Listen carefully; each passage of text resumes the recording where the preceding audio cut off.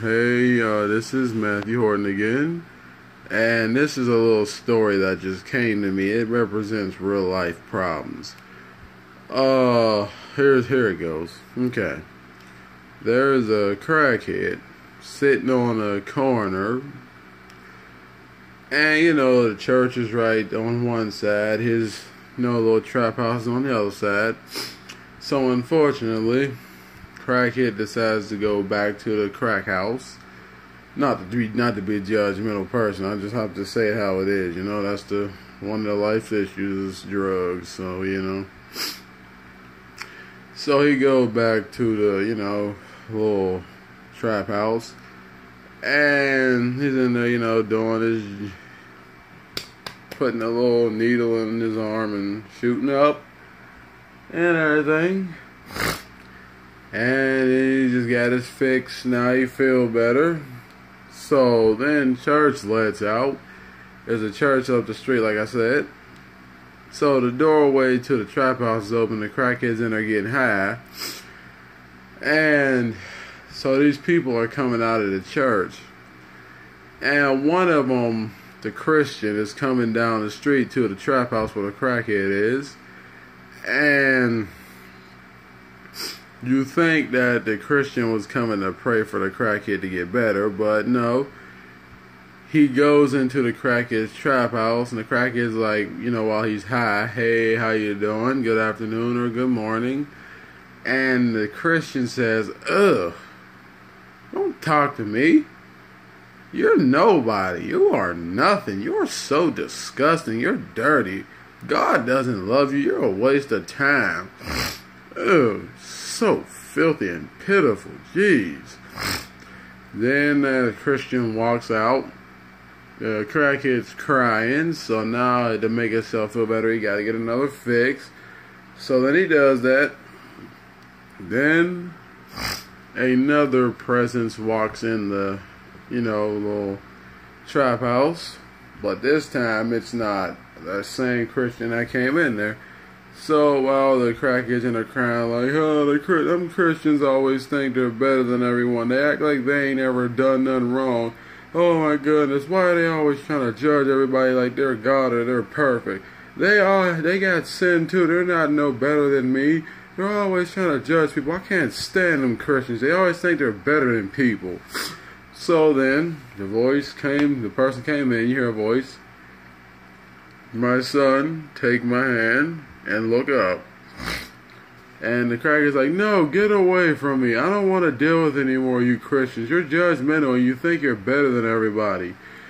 Voice says again, "My son, take my hand and look up." And then the crackhead's like, "No, I don't want to. I don't feel like being mocked anymore. I'm tired of being judged. Y'all Christians think y'all better than everybody, and you're not. You're no better than anybody."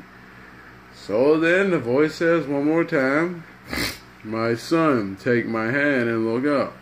So then the crackhead says, "You know what? I ain't got nothing to lose. I already feel like a piece of crap. My life ain't going nowhere. No one really cares anything about me." So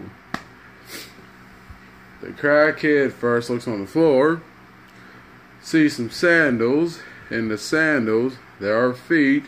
In the feet, there are holes.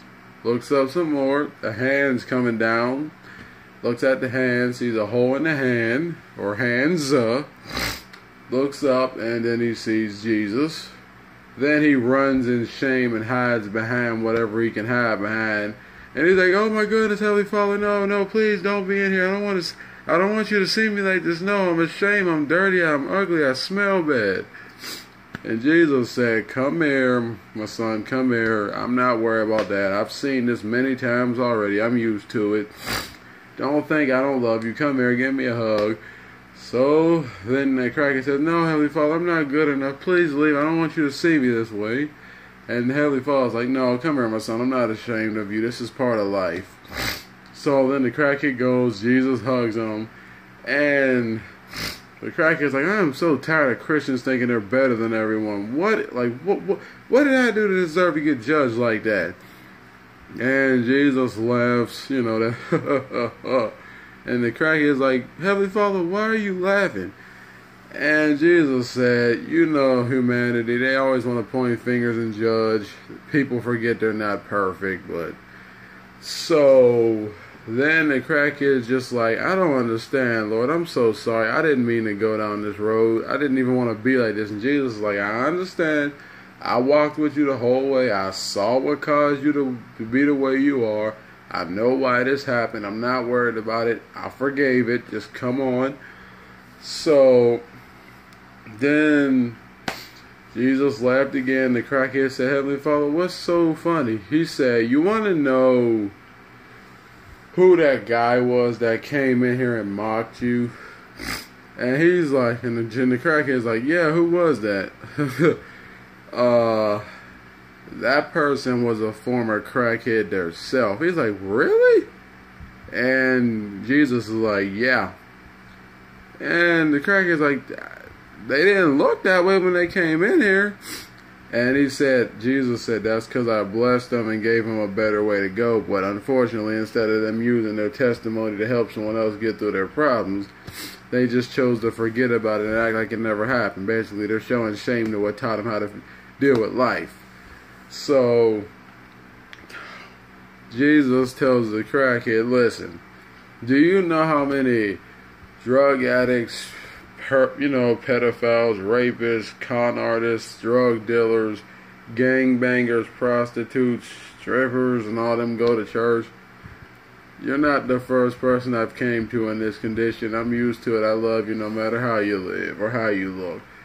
But look, here's the thing. I came to you since that person didn't do their job or do what I asked them to do right. I'm coming to you. Come on, take my hand, get up. Now, I want you to go to the nearest church, knock on the door, go to it. They open the door, tell them, let you in. If they ask why, which they shouldn't have to. Church is for everyone, not just for certain people. Tell them you met me. And the crackhead says, why should I say that? And Jesus says, if the church people remember how I came to them and took them out of a bad place and a hard time, and I rescued them and made them better, they should know why you're saying that. And he's like, okay. So he went and did that. And well, that was the end of that story. He passed. Jesus took him into the kingdom, and boom. Just saying, Jesus cares no matter where you are, who you are, how your life is. He's there for everybody. He loves everybody. I'm out.